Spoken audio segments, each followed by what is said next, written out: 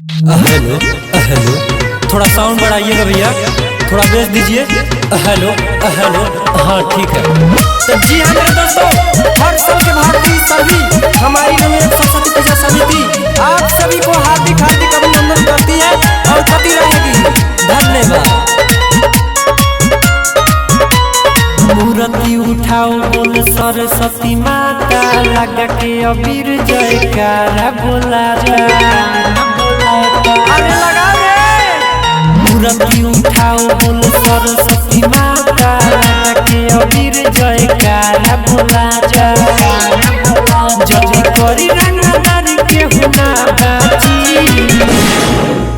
अरे मार दे हम गोली जे भसान में न नाची, साउंड बढ़ाओ भोजपुरी गाना बाजी। मार दे हम गोली जे भसान में न नाची, साउंड बढ़ाओ भोजपुरी गाना बाजी। हेलो हेलो, एक कवे शख्स ना हमारे पूजा समिति के जितने भी सदस्यगण हैं वो टोली के पास आने का कष्ट करें।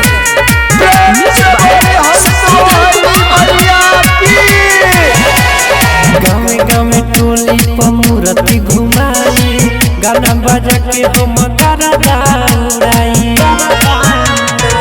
गाँव गाँव टोली पर मूर्ति घुमाई, गाना बजा के हम करदा उड़ाई। जे तुम गंगा गाई हो जाओ राजी।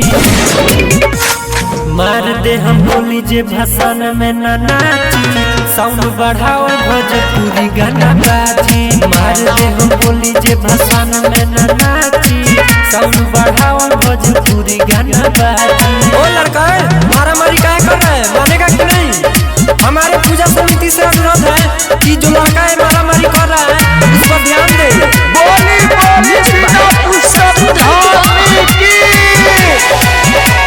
सब कोई बोली अब जय मां शारदे, जे नहीं बोली ओके जान से मार दे।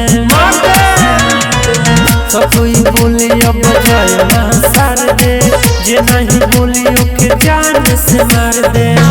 अब अरबी के गाना के लगा मार दे हम बोली जे भसान में न नाची, साउंड बढ़ाओ भोजपुरी गाना बाजी। मार दे हम बोली जे भसान में न नाची, साउंड बढ़ाओ भोजपुरी गाना बाजी।